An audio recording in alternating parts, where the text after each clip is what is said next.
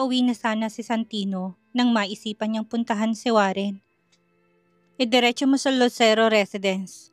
May kailangan lang akong tanungin sa kanya.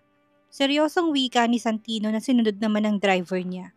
Tahimik nilang tinahak ang daan patungong Lucero Residence. Sa lubong ang mga kilay ni Santino, hindi niya talaga kayang mawala sa isip niya ang mga taong muntik nang pumatay sa asawa niya. Hindi niya talaga alam ang gagawin niya kung sakaling may nangyari kay Lian. Makalipas ang kalahating oras ay nakarating na rin sila sa subdivision kung saan nakatira ang pamilya ng mga Lucero. Mabilis lang siyang nakapasok dahil kilala siya bilang isang Villafuerte. Nang makarating sila sa tapat ng bahay ng mga Lucero ay bumaba na siya. Hinarang naman siya kaagad ng isang security. Sino pong kailangan nila? Tanong nito. Nandyan ba si Mr. Lucero? Tanong niya. Sino po sila? Tanong pa ng security. Santino Villafuerte, asawa ni Lian. Bahagya namang nagulat ang security dahil hindi niya nakilala si Santino. Nakilala nila itong mahabang buhok at may mga bigote. Pasok po kayo, sir. Itatawag ko na lang sa loob na nandito kayo. Saad ng security saka ito lumapit sa telepono para sabihin ang pagdating ni Santino. Naglakad naman ng papasok si Santino sa loob ng bahay. Pababa naman na ng hagdan si Warren nang marinig niyang nasa pamamahay niya si Santino. Saktong pagpasok ni Santino ay siyang pagbabaring ni Warren sa hagdan. Napadalaw ka, Mr. Villafuerte. Kasama mo ba ang anak ko? Tanong nito sa katumingin sa likod ni Santino. Umaasang makikita si Lian pero wala siyang makita. Hindi, nagpunta ako dito na mag-isa para makausap ka ng maayos. Gusto kong malaman kung sinong business partner mo sa sinalihan mong crypto company. Diretso ka agad na wika ni Santino. Napatango naman si Warren. Maupo ka muna, alok nito. Saka sila naupo, parehong seryosong mga mukha nila. Tinawag ni Warren ang pinagkakatiwalaan niyang katulong para utusan itong kunin ang isang dokumento sa office. Gusto mo bang magkape, tsaa o juice? Umiling naman si Santino. Hindi naman ako magtatagal. Magmeryenda ka na muna habang nag-uusap tayo. Iling pa rin ang sagot ni Santino. Sa bahay na ako kakain, naghihintay sa akin ang asawa ko. Napatango-tango na lang si Warren. Hindi niya na napilit si Santino. Bahagya siyang napangiti dahil nakikita niya talagang mahal na mahal ni Santino ang anak niya. Nakaranas man ng pagmamaliit si Santino noong nakatira ito sa pamamahay nila. Pero hindi yun naging dahilan para hiwalayan niya si Lian. Kumusta naman si Lian? Kumusta ang pagbubuntis niya? Masyado ba siyang maselan? Tanong nito bilang isang ama. She's fine at medyo maselan sa pagbubuntis niya. Hindi niya alam na nagpunta ako dito. Ayaw kong bigyan siya ng stress kaya kung maaari ilihim na muna natin na pinuntahan kita. Alam kong nag-aalala siya para sa akin at ayaw ko na dumagdag pa sa isipin niya. Gusto ko lang makuha ang listahan ng mga nakilala mo sa crypto company na sinalihan mo. Diretsong sagot ni Santino. Napabuntong hininga naman si Warren. Kung hinahanap mo kung sinong nagtangkang sakta ng asawa mo, mahihirapan ka. Saad ni Warren, seryoso naman siyang tinignan ni Santino. Nang dumating ang katulong na inutusan ni Warren, ay binigay nito ang isang folder. Binigay naman yun ni Warren kay Santino. Yan ang mga pangalan ng mga nakasama ko sa crypto company. Yung nasa itaas, yan yung naging business partner ko. Pinaimbestigahan ko na rin ang pangalan na yan, pero peke palang ginamit niyang pangalan. Kasalanan ko rin. Hindi ko man lang sinigurado na mapagkakatiwalaan nga talaga ang taong yan. Nung una naman, okay pa yung investment. Nakakatanggap pa naman lahat ng investor. Pero isang araw, bigla na lang siyang nawala. Tangay-tangay ang pera naming lahat. Ako ang pinupintorya ngayon ng ibang investor dahil ako ang business partner. Nagpaimbestiga na rin ako para malaman ko kung sinong bumaril sa anak ko. Seryoso ring wika ni Warren. Kinikilala ni Santino mga pangalan at picture ng mga ito pero kahit isa wala siyang kilala. Tiniklop niya na ang folder saka sinalubong ang mga tingin ni Warren. Kukunin ko muna ito para ibigay sa mga detective na sa ganun maimbestigahan din nila. Ani ni Santino ikinatango ni Warren. Hindi mo ba alam kung saan posibleng nakatira ang naging business partner mo? Tanong pa niya. Ilang beses na rin ako nagpunta sa tinitirahan niya. Pero nang balikan ko siya, wala na siya doon. Nalaman kong narerentahan niya lang palang bahay na yun. Sagot ni Warren. Tumayo naman na si Santino habang hawak-hawak ang folder. Balitaan mo ko kapag may nalaman ka tungkol sa taong gustong saktan ng asawa ko. Motoridad na wika ni Santino. Tumayo na rin si Warren saka tumango. I will. Tumalikod na si Santino saka at umalis. Sinundan na lang siya ni Warren ng tingin. Nakamasid lang naman sa kanila si Emilia. Nang mawala na si Santino ay bumalik na rin ito sa kwarto nilang mag-asawa. Samantala naman sinusubukan ni Bianca na makatakas sa kanyang ina. Nasa loob siya ng kondo niya pero hindi siya makalabas dahil may pinadalang security ang kanyang ina. Inis na sinipa ni Bianca ang sofa na ikinadaing lang din niya. Hindi niya matawagan ng manager niya dahil wala siyang cellphone. May cellphone man siya na ibinigay ng kanyang ina pero hindi niya sa ulo ang number ng manager niya. Sinubukan ulit lumabas ni Bianca, nakabantay naman sa tapat ng pintuan niyang tauhan ng kanyang ina. Hindi ka ba aalis? Hindi ko kailangan ng security. Nainis niyang Saad. Pasensya ka na ma'am, pero ito kasing inuutos sa akin ng mommy niyo. Kung gusto niyong lumabas, sasamahan ko kayo. Binili niya sa akin na kahit saan ka pumunta, kailangan nakasunod ako sa'yo. Kapag sinubukan mong tumakas, mapipilitan siyang ikulong ka na lang sa loob ng kondo mo. Naikuyom ni Bianca ang kamao niya. Kailangan ba talaga siyang paghigpitan ng kanyang ina? Gagamitin ba talaga siya para makapaghigante? Walang nagawa si Bianca kundi ang bumalik sa loob ng kondo niya. Kinuha niya ang phone niya at nabinigay sa kanya ng kanyang ina. Tinignan niya ang contact number nito. Nakasave naman doon ang number ng kanyang ina kaya tinawagan niya to. Nakailang ring na siya bago ito sumagot. What do you need? Sagot ng kanyang ina. Kailangan niyo ba talaga akong gamitin para sa pansarili niyong interes? Gagamitin niyo ko para makapaghiganti kayo? Mom, please stop this. At hayaan niyo na lang akong bumalik ng New York. Sa ginagawa niyo, sinisira niyo karir ko. Galit niyang Saad. Hindi mo sisirain ang karir mo. Lalabas ka pero dapat palagi mo kasama ang bodyguard mo. Kasama mo rin palagi ang manager mo sa mga schedule mo. Seryosong wika ng kanyang ina. Itigil niyo na to. Kung gusto niyo maghiganti, gawin niyo nang hindi na ako sinasali. May diing wika niya saka ibinaba ang tawag. Inis na itinapon ni Bianca ang cellphone niya sa sofa. Saka siya napasabunot sa sarili niya. Pinagsisisihan na bumalik pa siya ng Pilipinas.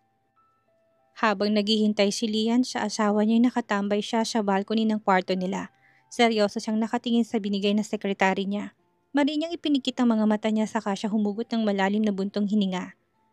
Ikaw ba talagang may gawa nito, Bianca? Ikaw ba talagang kumausap sa mga supplier namin para itigil ang pagsusupply sa amin? Alam mong pangarap kong maging isang sikat na designer, katulad ng pangarap mong maging modelo. Natupad mo ng pangarap mo, pero bakit kailangan mo sirain ang pangarap kong nagsisimula pa lang? Mahina niyang Saad. Ayaw niya sanang maniwalang si Bianca ang dahilan kung bakit ayaw na mag-supply sa kanila ng mga supplier nila. Pero ano pa bang ebidensyang kailangan niya? Kailangan na naman ba niyang kausapin si Bianca? Pero hindi na bata si Bianca para gawin pang ganitong bagay. Hinilot ni Lian ang sentido niya. Mukhang tapos na nga ang pagkakaibigan nilang dalawa. Halos mag-iisang buwan na rin simula nang huli silang magkita. Tinignan ni Lian ang phone niya. Kinuha niya yun at tinitigan ang contact number ni Bianca. Pinag-iisipan niya kung tatawagan niya ba ito para kausapin siya. Isang malalim na buntong hiningang pinakawala ni Lian sa kaaksidenteng napindot ng call. Ramdam niyang pagkabog ng puso niya pero napakulos siya ng noo dahil hindi na matawagan ang number ni Bianca. Muli niyang sinubukan na tawagan ang number ni Bianca pero cannot be reached talaga to. Nasa bansa pa ba siya o bumalik na ng New York?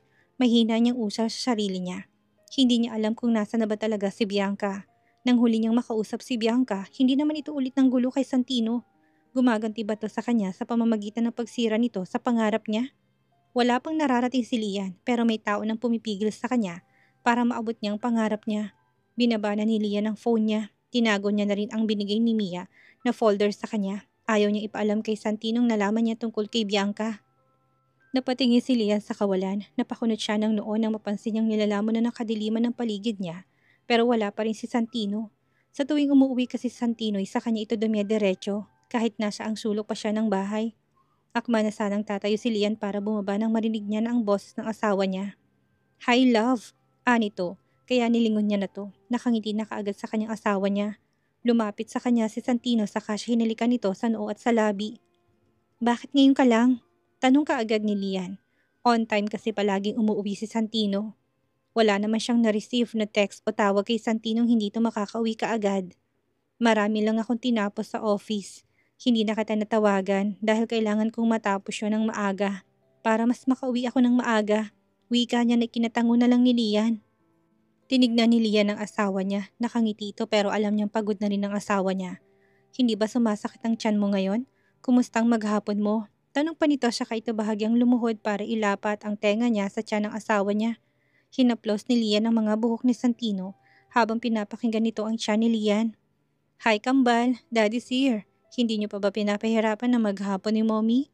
Masayang tanong nito sa mga anak nila. Sumipa naman ang mga to kaya pareho silang natuwa. Oo ba ang ibig sabihin niyan ha? Tatanungin kong mami niyo kapag hindi niyo talaga siya pinahirapan ngayong maghapon. Aniya pa sa kanya tinignan si Lian. Hindi ba sumakit ang tiyan mo? Ulit nitong tanong. Ngumiti naman si Lian sa kahit umiling. Hindi naman, good boy at good girl naman sila, sagot niya. Mabuti naman kung ganon. Muling ibinalik ni Santino ang atensyon niya sa tiyan ni Lian saka ito hinaplos. Huwag niyong pahihirapan ng mommy niyo, ang laki-laki niyo na oh. At alam kong nahihirapan na rin si mommy na dalahin kayo. Malaki ng tiyan ni mommy kaya huwag niyo na siyang pahihirapan ha? Aniya pa sa mga anak nila. Muli namang naramdaman ni Lian ang pagsipa ng mga to at nakita naman yun ni Santino. Hindi pa rin nila mapigilang hindi mapangiti sa tuwing nagre-response sa kanila ang kambal. Kumain na tayo para mainom mo na rin ang mga vitamins mo. Ani ni Santino saka tumayo at inalalayan nang tumayo si Lian. Sabay na silang bumaba. Nakasalubong naman nila si Paloma na paakyat lang din ng kwarto niya. Ate, wika ni Lian. Ilang araw na ring tila wala sa mood si Paloma at pansin yun ni Lian. Pero si Santino wala siyang pakialam. Bakit ngayon ka lang? Tanong ni Santino. Inirapan naman ni Paloma si Santino. Kailan ka pa nagkaroon ng pakialam sa akin? Masungit itong sagot. Napakunot naman ang noo si Santino pero hindi niya nalang pinansin ang sinabi ng ate niya dahil baka pagod lang ito. Pasensya ka na Lian, pagod lang ako. Baling to kay Lian saka to pumasok sa kwarto niya. Sinundan na lang nila ng tingin si Paloma. Nagtataka si Lian kung ano nangyayari ngayon kay Paloma.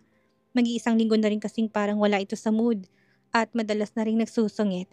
Okay naman silang dalawa, hindi lang sanay si Lian na seryoso si Paloma dahil nakilala niya itong palabiro at palangiti. Sa tingin mo, may problema si Ate Paloma? Pansin ko kasing palagi siyang dumidiretso sa kwarto niya saka palagi siyang wala sa mood.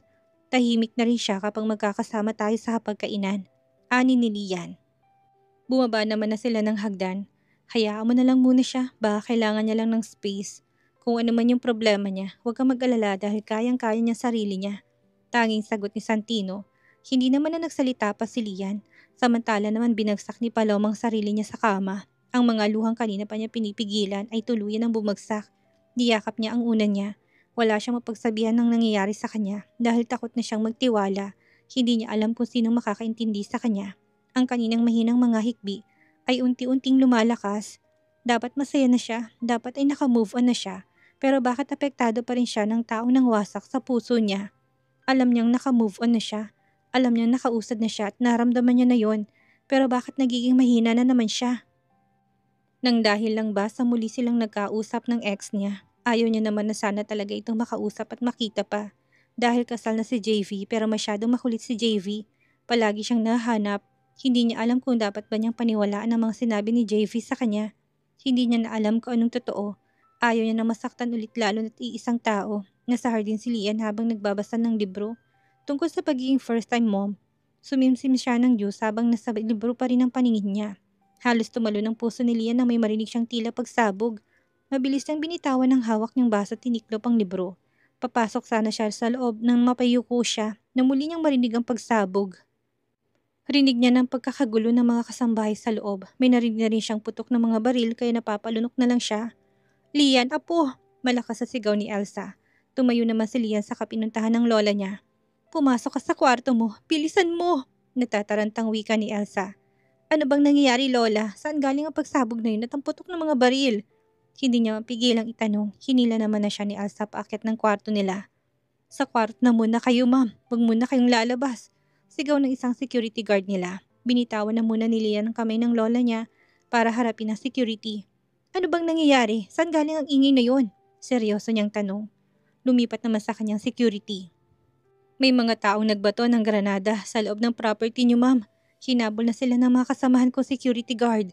Yung putok naman po ng baril ay warning lang pero wala pong nasaktan. Sagot nito. Napalunok si Lian. Paano kung nakapasok na sa subdivision nila ang mga taong naghahabol sa kanyang ama?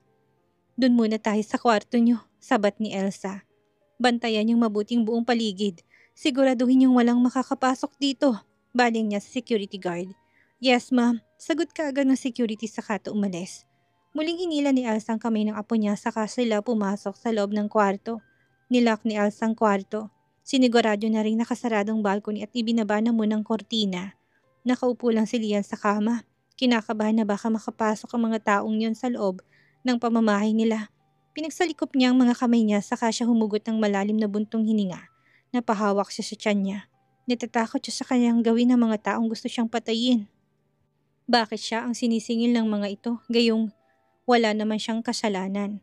Samantala namang tinatapos na lahat ni Santino mga gawain niya para makapag-focus na siya sa gaganaping meeting nila sa susunod na araw. Nakatuon ang atensyon niya sa laptop niya habang mabilis na nagtitipa ang mga daliri niya. Napatingin siya sa pintuan niya nang bigla itong bumukas.